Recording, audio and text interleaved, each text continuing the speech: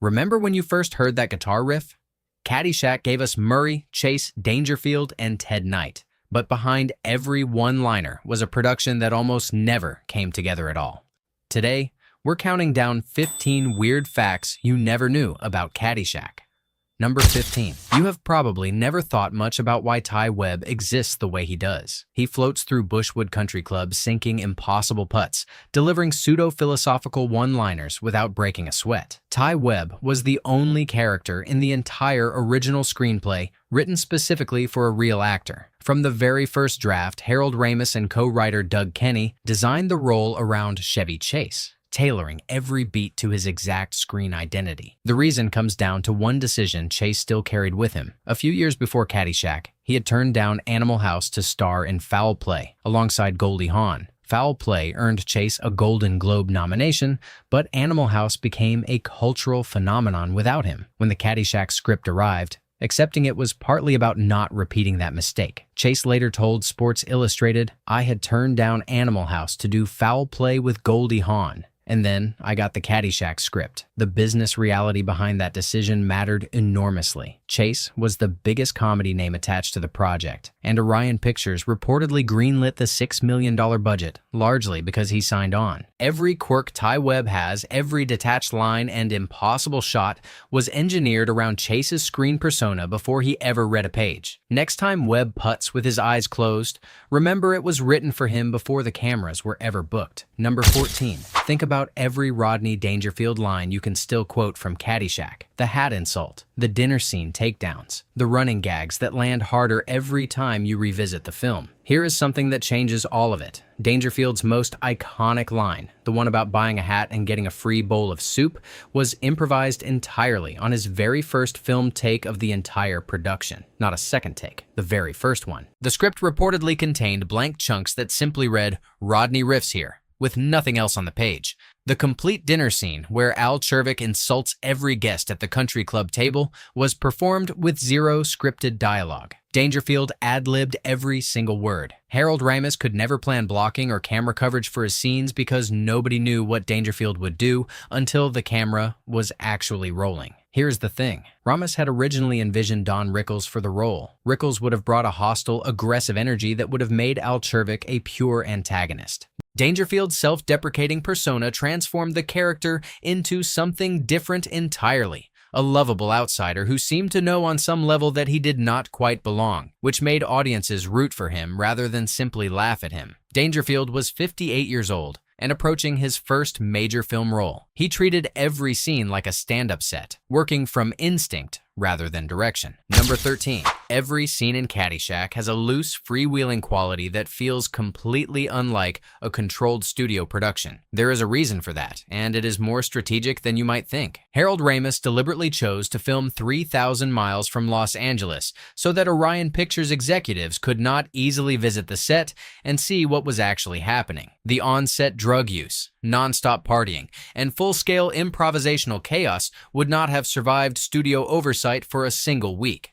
What makes this even more striking is that Caddyshack was the first film Ramis had ever directed. He came from improv and sketch writing at Second City and National Lampoon, and he reportedly made genuine rookie mistakes during production, including looking through the camera lens instead of the viewfinder and accidentally calling cut instead of action on early takes. Orion was aware of the risk. Associate producer Don McDonald was secretly asked to compile a list of replacement directors who could be brought in quickly if Ramis failed. He later called the experience a $6 million scholarship to film school. The geographic distance from Hollywood gave him room to learn his craft in real time, and the improvisational approach he developed during those 11 weeks in Florida would go on to define Ghostbusters and Groundhog Day. The anarchic looseness you feel in every frame was not an artistic statement. It was a first-time director figuring it out, far enough away that no one could stop him. Number 12. Judge Smails is one of the most satisfyingly furious characters in American comedy. The way Ted Knight plays him, every vein in his neck visible, every order barked with genuine outrage,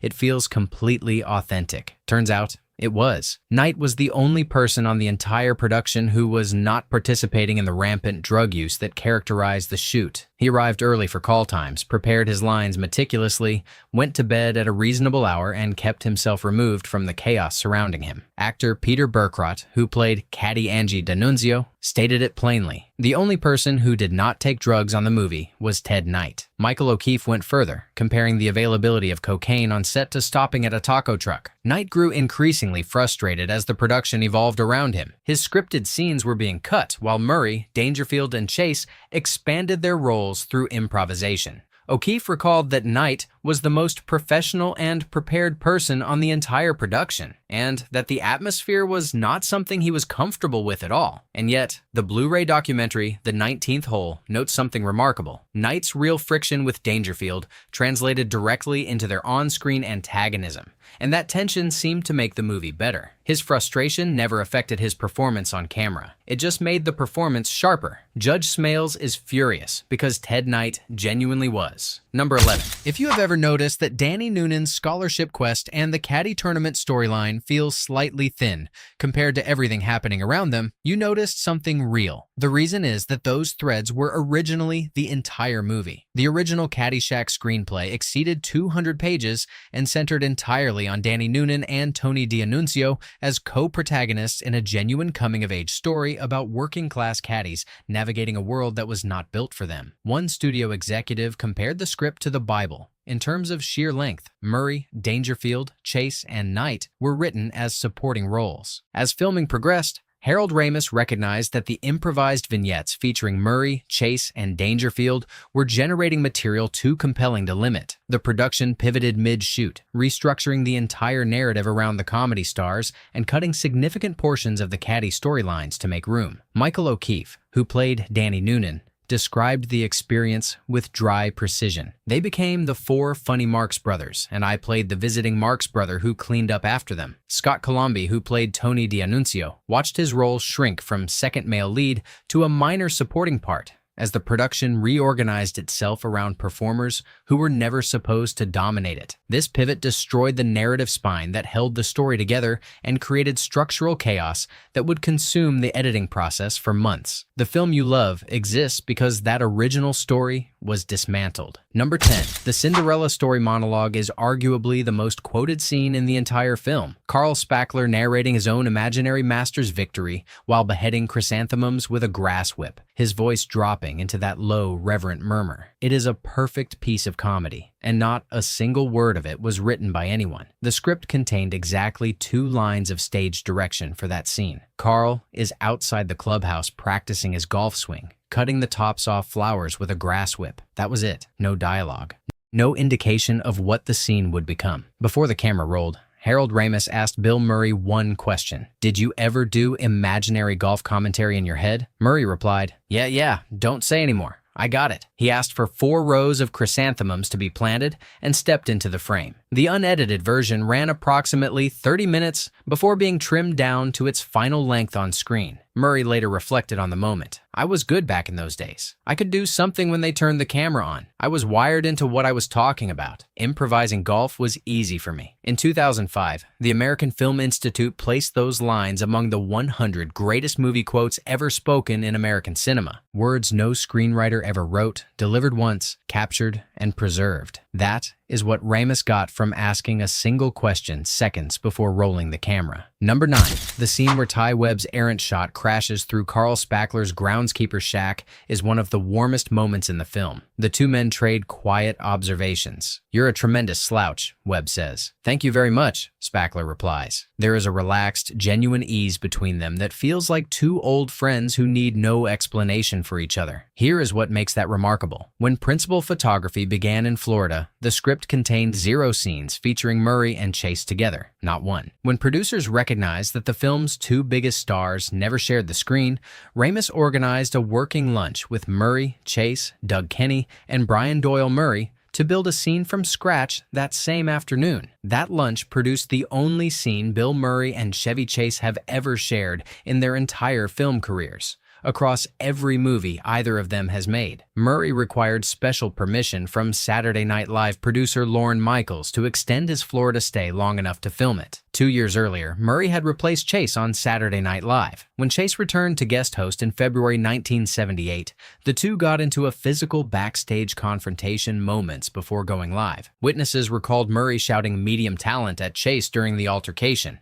The improvised settle that feud. Chase later said he would always think of Caddyshack as Billy's movie, despite receiving top billing himself. That warmth on screen was earned the hard way. Number 8. Al Czervik's entrance into the Bushwood Pro Shop is an explosion of confidence. He is brash, loud, insulting, and completely in command from his first second on screen. What was actually happening behind the camera is one of the stranger stories in the film's production. When Harold Ramis called action for Dangerfield's very first scene, nothing happened. Ramis called it a second time. Still nothing. On the third attempt, he walked over and explained what the word meant. Dangerfield looked at him and said, "You mean, do my bit?" From that point forward, Ramis stopped using action for Dangerfield's scenes entirely and substituted his own instruction. "Okay, Rodney, now do your bit." Caddyshack was effectively Dangerfield's feature film debut. He was 58 years old, a stand-up institution from decades of appearances on The Tonight Show with Johnny Carson, but he had virtually no experience on a film set. The confusion compounded after filming. Once his scenes were done, Dangerfield became convinced he was terrible. In stand-up, silence from an audience means the material is dying. He interpreted the crew's quiet as proof he was failing. Chevy Chase had to sit him down and explain that the crew was deliberately suppressing laughter to avoid ruining takes. The silence he read as failure was the crew barely holding it together. That vulnerability created exactly the self-deprecating quality that made Al Czervik work, a man who seemed to know underneath all the confidence that he did not quite belong. All right, we're at the halfway mark. Before we hit the top 7, I want to hear from you. What's your favorite Caddyshack quote or moment? Drop it in the comments. And if you're enjoying this, smash that like button and subscribe if you haven't already. It really does help the channel grow. Number 7. The animatronic gopher feels like the connective tissue of Caddyshack. It dances to Kenny Loggins, torments Carl Spackler, and gives the film a visual mascot that ties its disconnected episodes together. Here is the thing. In the original rough cut, the gopher appeared in exactly one brief scene, performed by a crude hand puppet made from mink fur. Production assistant Trevor Albert pushed his fist through a hole in the ground, wearing what cast members described as a mangy, matted sock puppet. The first rough cut ran approximately 4.5 hours and was a structureless disaster. Without the narrative spine of the original Caddy story, the film had no thread to hold its episodes together. During the editing crisis, executive producer John Peters suggested that the gopher could become that thread, appearing throughout the film and driving Carl Spackler's obsession. The production secured an additional $500,000 from the studio to hire John Dykstra, the Oscar-winning visual effects supervisor behind Star Wars, and his company Apogee Incorporated. Puppeteer Pat Brymer gave the new animatronic gopher its on-screen personality. The vocalizations were recycled dolphin chirps originally recorded for the 1960s television series Flipper. All gopher scenes were filmed on a separate soundstage after principal photography wrapped. That is why Bill Murray and the gopher never appear together in a single frame of the finished film. Number 6. The finale of Caddyshack is pure chaos. Craters erupting across the fairways. The golf course demolished in a cascade of explosions while the crowd cheers. The owners of Rolling Hills Golf Club in Davie, Florida, had explicitly prohibited real explosions on their property. So producer Doug Kenny devised a plan. Kenny arranged to take the club owners out to an elaborate dinner and a scenic boat ride as a supposed thank you for their cooperation during filming. While the owners were occupied, the crew filmed the detonation sequence behind their backs. John Dykstra's effects team constructed a large artificial hill on the course that could be destroyed without causing permanent damage to the grounds. But the pyrotechnics subcontractor used significantly more explosive material than anyone had authorized, and the resulting blast was far larger than anyone planned. Large enough, it turned out, that a commercial airline pilot approaching Fort Lauderdale Hollywood International Airport mistook the explosion for a plane crash and filed a report with air traffic control. This was precisely the kind of incident that would have shut the production down if any Orion Pictures executive had been present on location. It was exactly the reason Harold Ramis had chosen to film 3,000 miles from Los Angeles. The finale blew up an unauthorized portion of a golf course the owners had forbidden them to touch, and it looked completely perfect. Number 5. Lacey Underall is one of the most commanding presences in Caddyshack. Cindy Morgan controls every scene she inhabits with complete confidence. The reality behind that performance is one of the most troubling stories the production left behind. Morgan was making her feature film debut. Executive producer John Peters arranged, without her knowledge or consent, for a Playboy photographer to appear on set and shoot promotional nude material. Morgan had agreed to limited nudity for the film itself, but refused the unauthorized shoot. Harold Ramis sided with her and removed the photographer. Peters retaliated. He reportedly broke Morgan's contract, and she later said she did not find work for a long time after Caddyshack as a direct result. She was excluded from the film's New York premiere. When co-writer Doug Kenney discovered this, he personally sent her first-class plane tickets so she could attend. What makes Morgan's performance even more remarkable is what she was managing physically during production. She was legally blind without her contact lenses. During the famous diving board scene, she could not wear contacts near the pool, so crew members had to guide her up the ladder and along the board. A professional diver performed the actual dive. Her exclamation during the oil massage scene with Chevy Chase was a genuine, unscripted reaction. Lacey Underall's assured confidence was built by a first-time film actress who was effectively blind during the pool sequence, professionally punished for refusing her producer, and left off the premiere guest list by the man who punished her. Number 4. The gopher dancing to I'm All Right is one of the most recognizable moments in Caddyshack. But Harold Ramis's first choice for the music was not Kenny Loggins. It was Pink Floyd. The band declined because they were on tour supporting The Wall, and Ramis was left without a theme. The solution came through executive producer John Peters, who had befriended Kenny Loggins during the production of A Star is Born in 1976. Peters invited Loggins to a private screening of The Rough Cut, and Loggins wrote I'm All Right at his kitchen table in a matter of hours, later describing his approach as doing Jerry Rafferty doing Bob Dylan. Here is where it gets interesting. At approximately 2 minutes and 5 seconds into the final recording, there is a vocal stutter.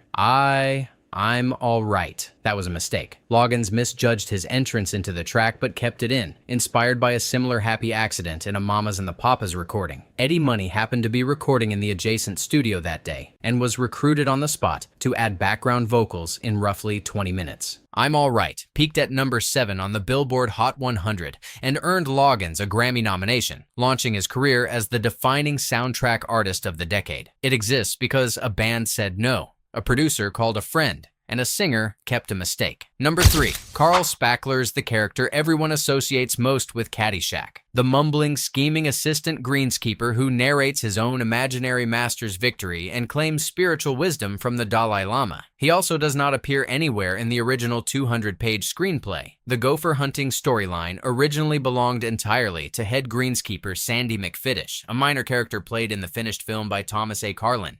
When Bill Murray was added to the cast as a late addition, Harold Ramis created a non-speaking assistant greenskeeper role specifically for him. Murray was simultaneously committed to Saturday Night Live and the Hunter S. Thompson film Where the Buffalo Roam. He was available for only 6 days of the 11-week production. He reportedly drove Lorne Michaels' Volkswagen Bug cross-country from Los Angeles to Florida before arriving on set in a golf cart. The character was originally conceived as a silent role in the tradition of Harpo Marx. Once Murray arrived, Ramis abandoned the silent concept entirely and opened the role to full improvisation. Every word Carl Spackler speaks in the finished film, the Cinderella story, the Dalai Lama monologue, every exchange was invented by Murray on location. In 6 days of shooting, with a role that was never written and no prepared dialogue, Murray created the character the film is most remembered for. He dominated a movie full of established comedy legends while being present for less than a week. And the ending of the film he made famous? Nobody planned that either. Number 2. Here is something that changes how you watch every scene in Caddyshack. Harold Ramis revealed in the Blu-ray retrospective documentary that he deliberately structured the cast as a modern version of the Marx Brothers. Rodney Dangerfield was Groucho, the verbal machine gun.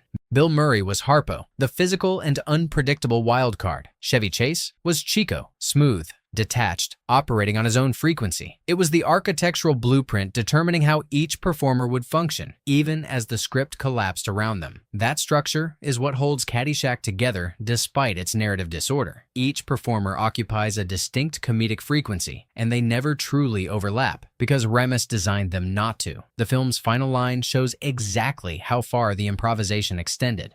Ramis brought Dangerfield onto the destroyed golf course at the end of production and said only, "Give us an ending." The scripted closing had Danny Noonan at an airport heading to college before being distracted, plus a Casablanca-style farewell between Ty Webb and Lacey Underall. Both were cut entirely. Dangerfield improvised the line that closes the film. Ramis later said, "It was a totally improvised line that I can't even believe I left in the movie. It makes absolutely no sense," which at that point was pretty much par for the course. The Marx Brothers architecture underneath, a stand-up comics off-the-cuff line on top, intentional structure meeting total accident. Understanding that, every scene you already know starts to look a little different. Number 1. This is the fact that reframes everything else on this list. Doug Kenney co-founded National Lampoon magazine, co-wrote Animal House, and conceived and produced Caddyshack. He watched his original vision be dismantled piece by piece during production, was reportedly adamant against expanding the gopher into a narrative device,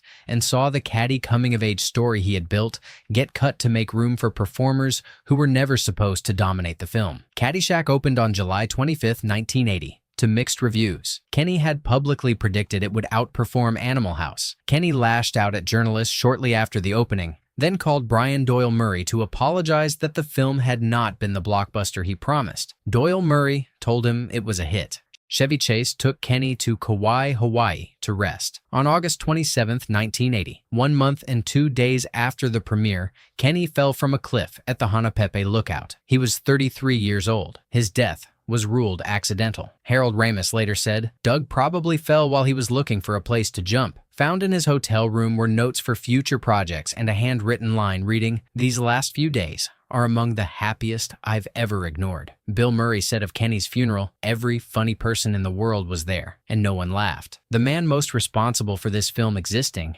died believing it had failed, knowing that changes every frame. Caddyshack was never supposed to be the film that exists. A first-time director learned filmmaking on the job while feuding comedy legends improvised the script into something no one had planned. A sock puppet became an icon. A vocal mistake became the theme song. A character invented in 6 days became the most quoted presence in the movie. And the man who created it all spent his final weeks believing it was a failure. Every unexpected decision pulled the film further from what it was designed to be and closer to something genuinely irreplaceable. If this video surprised you, drop your favorite fact in the comments, like, subscribe, and share this with someone who loves this movie as much as you do. And, as always, Cinderella story out of nowhere. We'll see you next time.